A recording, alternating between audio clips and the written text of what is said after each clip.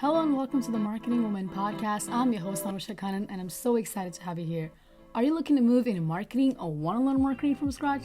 We discuss all things marketing, analytics, business, personal branding, and much more in a way any layman can understand. If you're new here, make sure to follow along and get on that email list by visiting anushakanan.com/email list. Follow at AnushaRK on TikTok, tag us on your stories, would love to see that. And now let's dive in. In today's episode, we are going to talk to Professor Kimberley Ring Allen, and she is a professor at Suffolk University, and she is also the president and founder of Ring Communications. We are going to talk about Suffix Hub, which is a student-run marketing agency at Suffolk University. I was a part of it. I loved being a part of it, but I thought we could learn a little bit about how that was founded, what we've learned from that, what students think about it, and why experiential learning is the way to go. Let's dive in. Welcome, Professor Ring. How are you doing? I'm doing great. How are you? I'm doing great. Thank you. Thank you for agreeing to be on the show. I really appreciate that. It's been so long since I've seen you. I know, and I'm totally honored to be on it. I'm so proud of what you've built here. I just saw on LinkedIn your number 34. 39, yes. That's Yeah, amazing okay. to me. That's incredible. Good for you. Congratulations. You should be very proud. Thank you so much. Yeah. I thought we could talk about Suffolk in the Hub today and also the part of experiential learning and how that has been, it was incredibly helpful to me. And I'm sure, it was to a lot of students. So I thought we could talk about that. Can we start by talking about how it was created, Suffolk in the Hub, and what was the intention behind creating it and what were the primary goals? Sure. So it was something I'd always thought about, because when I built my company, always hired Suffolk students as interns and they stayed. So my entire company was fueled by Suffolk students when they were students first, and they proceeded to grow with me. So I always thought it could work, and I'd seen some other schools do it before, but it was really just kind of a thought in my mind. And then during one class, I had started a conversation. I have very conversation driven classrooms, and we were just talking about life and their concerns and worries, and my students expressed a number of concerns about where the economy was going and whether or not they were going to be able to get jobs. And a lot of my international students were saying they were having a hard time getting experience.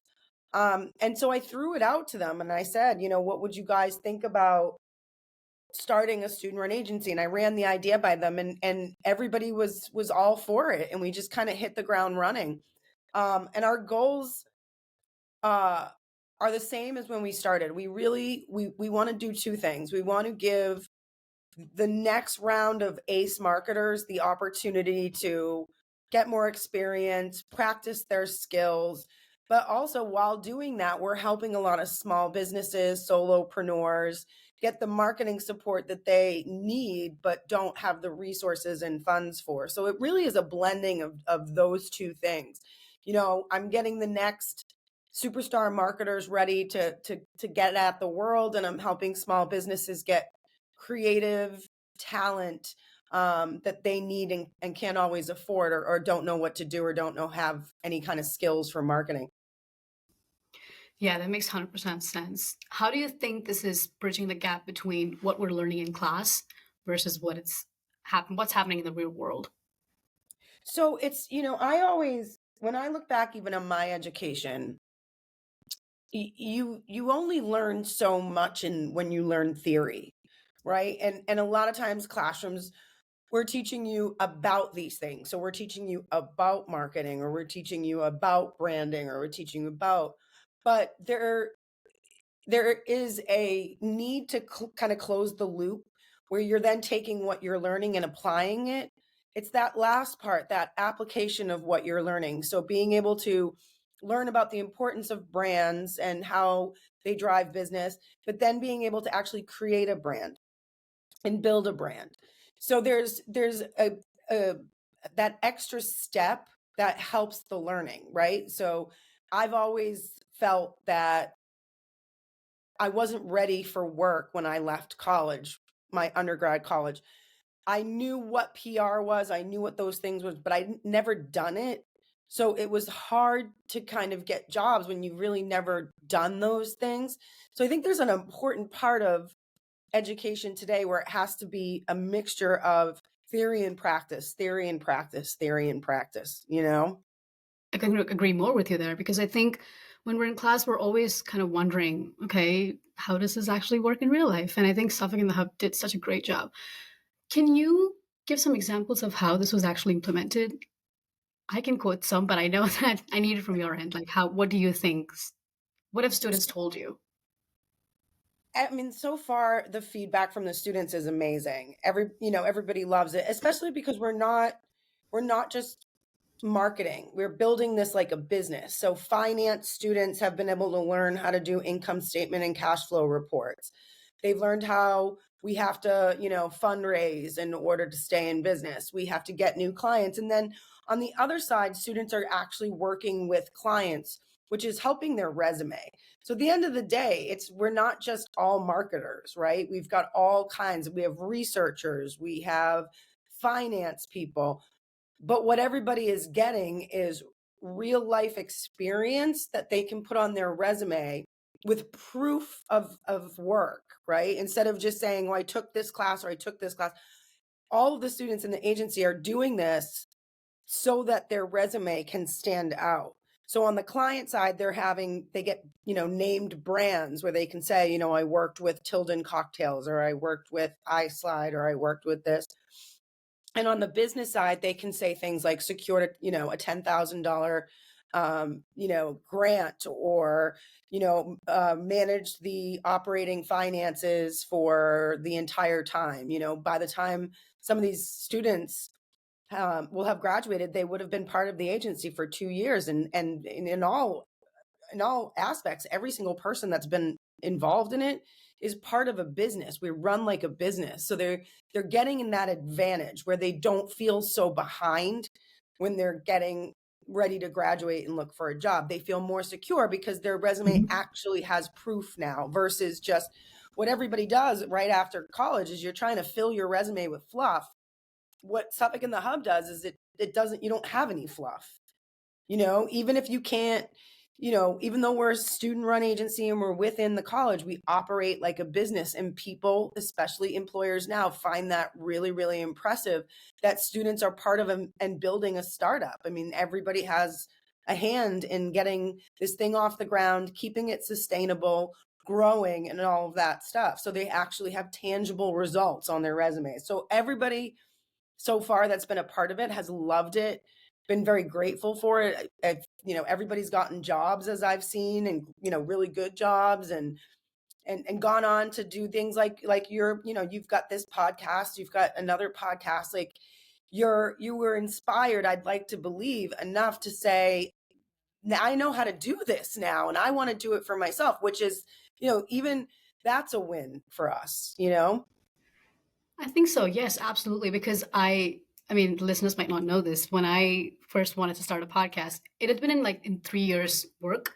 I was thinking about starting a podcast for the past 3 years, and then I was like, I need something that can give me that confidence to, tell me that I can do this. And I remember calling you at 7:30 a.m. and we were having the conversation about what's the story podcast. And I absolutely believe in that. But what do you think about students that are not part of Suffolk in the Hub, that are not a part of Suffolk University? How can they be a part of it, or what can they learn from Suffolk in the Hub? I think the biggest thing that you can learn is that the experience is out there for you to get. And we're at the core of what we are, we're a startup. So any student who's even not part of Suffolk, if you want to get your skills and you want to show what you can do, sometimes the very best is to go to a startup company or to go to a small nonprofit. And okay, maybe you can't get paid, maybe you're going to volunteer, or maybe you're going to, but everybody can do it.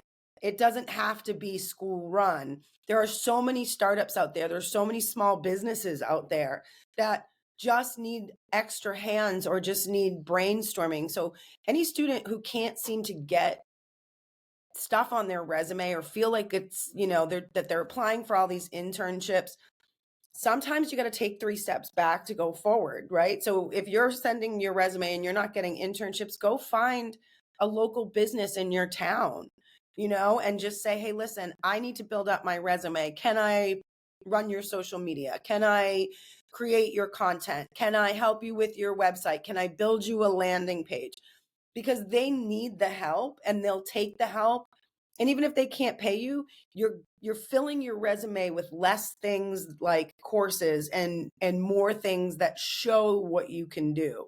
So don't just go by whatever job is listed. Sometimes, when a door closes, you got to go through a window. And there's so many nonprofits and solopreneurs and entrepreneurs who really could benefit from how hungry and creative and free thinking students are. So my advice is Suffolk in the Hub you don't have to have a school organization. You just have to have the drive. You know what I mean? The drive to say, I want to do this and I'm going to find somebody who will let me do this. Yeah, 1000%. Yes. But I would say go to Suffolk University. It's the best choice I made. I grew up here and I look back, and I wish I had gone to Suffolk. It's right in the backyard. They lean very heavily into experiential learning, which is, that's the type of learner that I am. And I think, a lot of us locals, we just we called it our safe school, which looking back was just so incredibly wrong, because it's more than a safe school. It's a safe place and a really good education, which is different. 100%. Yes. What do you think? Where do you see Suffolk in the Hub going in the future? I think it's going to stay, and I think it's going to operate the way it is. I think, we have put in a lot of work to think about our long-term, goals and our long-term plan and how is this going to play out. We're only 2 years in, and so like a big part of it is we're now fundraising and getting grants so that we can have this be sustainable. But I think it's going to continue to grow. I mean, it could get bigger. 35 people semester after semester is a decent size. And I think this is going to be a long-standing, part of Suffolk. We were just talking this morning, and we were talking about Harvard has this like group of businesses, and it's been going on for like 60 years, and it's such like a rewarding experience for students. So I could see this being very similar. Somebody taking it over after me and keeping it going. As long as the students want it, it'll stay. That's really what this was built for. And it will be continued to build for, because at the end of the day, I've had an agency. I know how to do this. I could do it tomorrow, full time if I wanted to, but what the students get out of it is what's important. So as long as they want to continue to build this and they want to continue to do client work and they want to continue, this will stay around for a really, really, really long time. Yeah. So I think what we're taking away from here is we need to not wait for opportunities to come to us. We need to make those opportunities. Even if you don't go to Suffolk, you still have to find ways to put yourself out there, experiment, and experiential learning is the way to go. I completely believe in that, because I think when you go out into the world with no experience, it's very daunting to think that, oh, I don't know anything. But I think Suffolk in the Hub really gave me and a lot of my other friends too that confidence of, I've handled clients. I know how to talk to people. I know about campaigns. I know what it's like to be an account director, and so many things that I don't think a lot of students get to experience that. So that is the biggest takeaway for me. Is there anything that you wanted to talk about that I didn't ask you?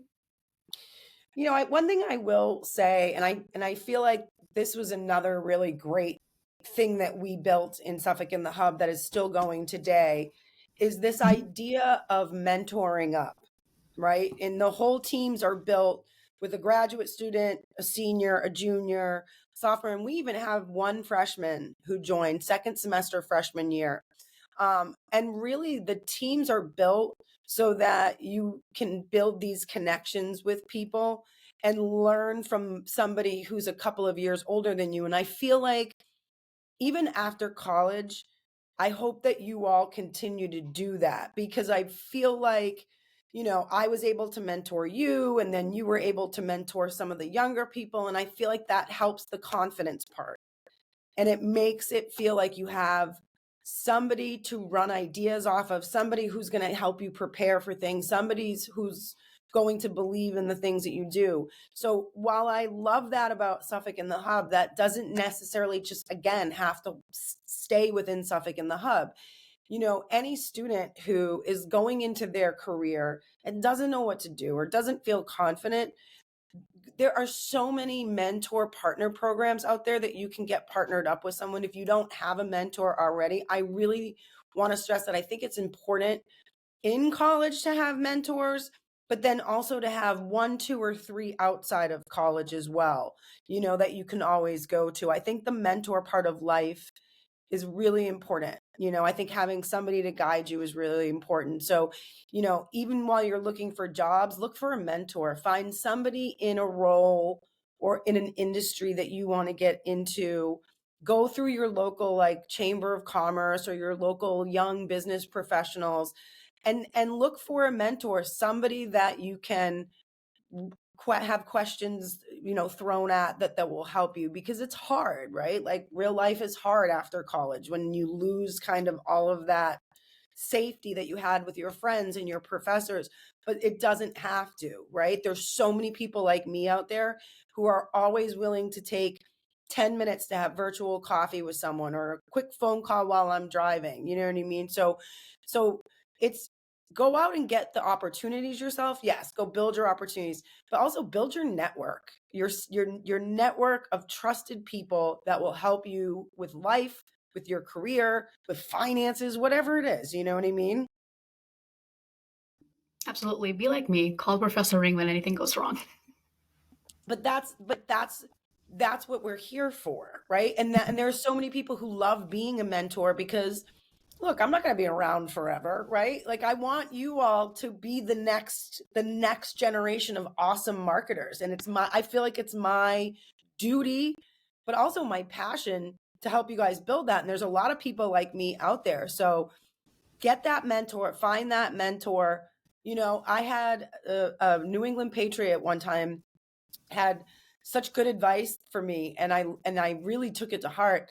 He said he has one main life mentor, like one person but he said he has a bunch of helicopter mentors in different areas. So he has one in like the arts, and he has one in finance, and he has one in that he may not talk to all the time, maybe only once a year, but once a year he has 30-minute virtual coffee with them, and they just bounce ideas off of each other.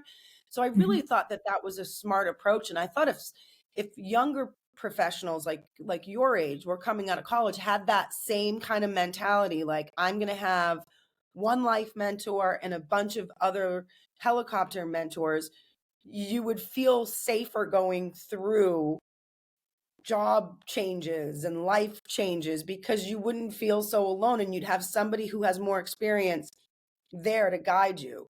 So outside of college, keep your mentor network going, keep your networks going, meet as many people as you can, you know what I mean? And because you never know when an opportunity is going to come from somebody.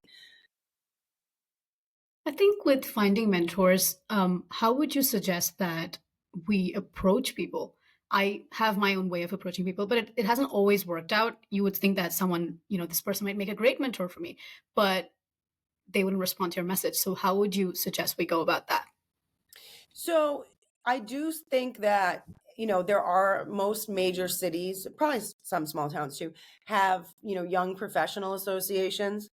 I think anytime you can get out and go to something like that and meet people, it's easier, right, than just looking up somebody on LinkedIn, because you're actually speaking to them and talking to them. Or like, in Boston, we have the Boston Business Journal, and they have a mentorship program.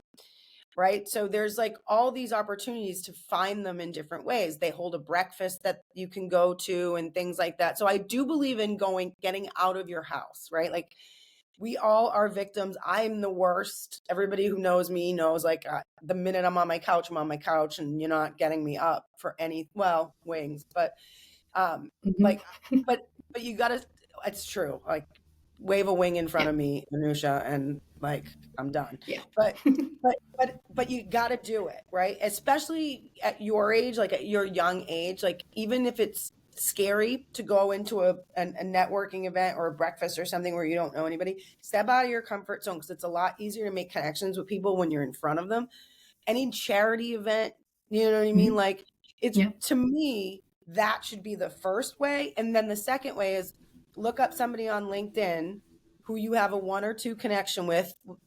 Start with your networks like Suffolk, right?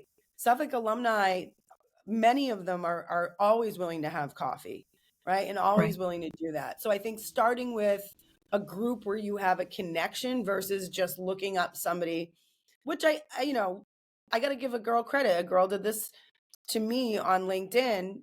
She wasn't from Suffolk. She was in sports PR. She'd heard about me somewhere, and she asked if I would give her 30 minutes of a phone call. So it can happen where you might not know somebody or have a connection to them and get through to them. But I always say low-hanging fruit is anybody you're already connected to, anywhere you went to college, grad school, high school, any companies you worked at. And, start with, go to events, get out of your house, like mingle, meet people. And then second tier is people look at them up on LinkedIn. And third tier is find somebody in the ideal role that you would love to have. What is the harm in trying to reach out? If they don't respond, they don't respond. But, I know for a fact that, the vice president of PR at the UFC, she will take 10 minutes out of her day, like a couple of times a month, because there's always a young woman coming up who wants to be in her role. And she knows that's a blessing, you know what I mean? And it's such a compliment. So she's always willing to do it. It's a crapshoot, you don't know, but you miss 100% of the shots you never take. Michael Scott. Always. Michael Scott. Yeah, it wasn't really Michael Scott, but anybody who watches The Office will think that's funny. Yes. 100% agree with you there. I think especially, I'm not trying to segment this, but I think as a woman, you need to find mentors that can lead you in the right paths. That's very important. Yeah. I think so. And I think, start, even if you've got listeners right now who are 16 or 17, start building your mentor network now. You're never too young to have that support. You know what I mean? Like a solid, strong mentor will get you through life. Absolutely. Yeah. Look at me talking to Professor Ring.